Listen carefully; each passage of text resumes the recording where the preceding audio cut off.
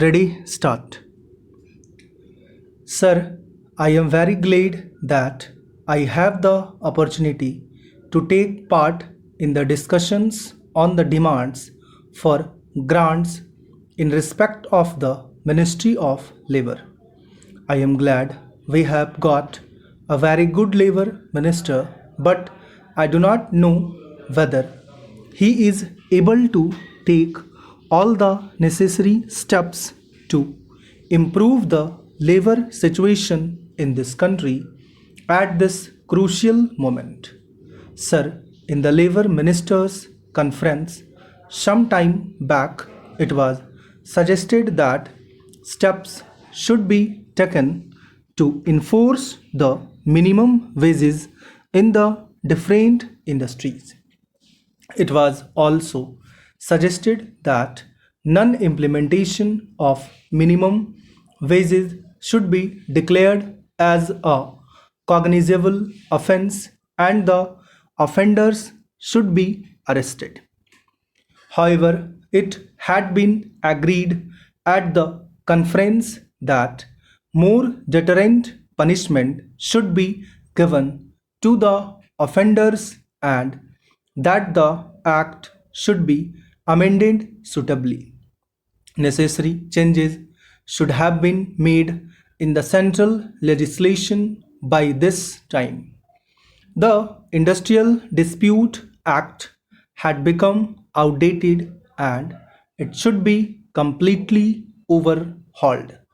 Sir, if the administration of Provident Fund, a scheme at various levels, has to be fully advantageous to the employees, there should naturally be regional offices which could directly deal with the members of the fund who go in for advances, loans, etc. The present situation has offered an opportunity for the government to make necessary meaningful changes in a number of legislative measures which seek to protect and regulate the rights and working conditions of industrial workers and other employees. In fact, several clauses of the legislative measures have little relevance to the present day conditions. Regarding the Apprenticeship Act, once our Prime Minister said in the State Labour Ministers' Conference that the Apprenticeship Act had not been implemented vigorously. It had not been given a trial. Utilization of apprenticeship opportunities or filling such vacancies has not been uniform in all the states. Creation of a skilled manpower has lagged behind the limits of possibilities. So, the more important point is that what is to be done with the trained manpower if it cannot find jobs. What is even more important is that there is a new sense of urgency and a will to get things done. With regard to this, the basic problem relates neither to the number of apprentices nor to the value of their stipends.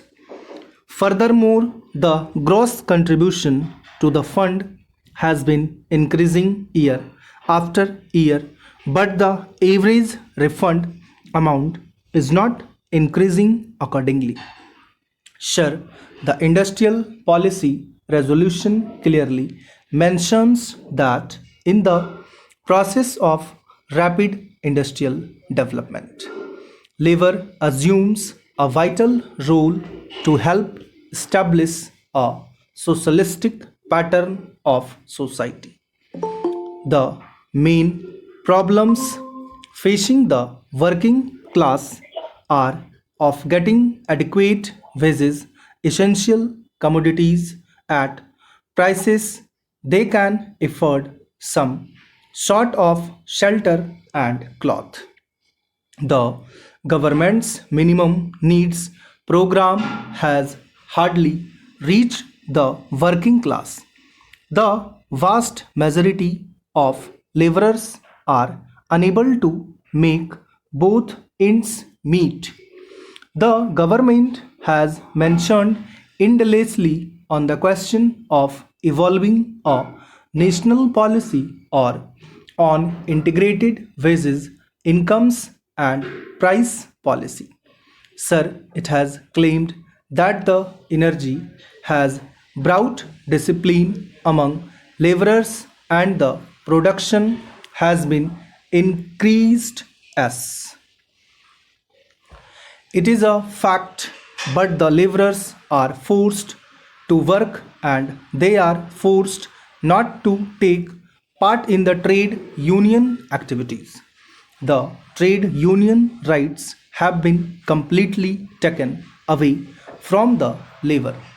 But, sir, I want to impress upon the minister that motivations for work should not be imposed from outside, but it should come from within.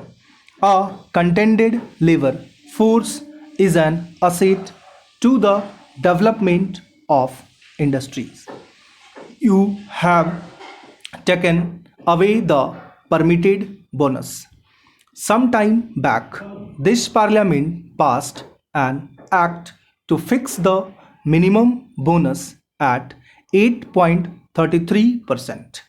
But the same act was adversely amended by the same parliament some time ago.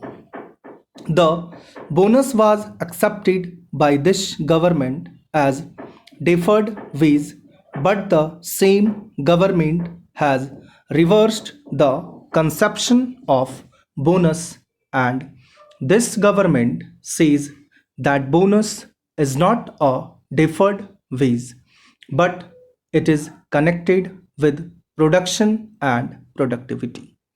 But what about the owners of industries? Do you know how much have they reduced in the dearness allowance of the workers nowadays? Not only that, a number of companies have been held guilty for failure to deposit the Provident Fund money and also for mishandling the amount due to employees.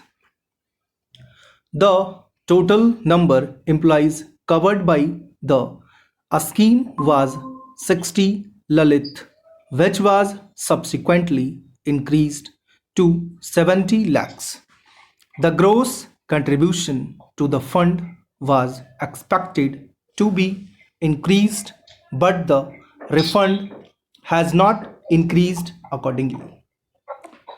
Further, the arrear in default in payment by the employers on an average over a period of 5 years is increasing alarmingly.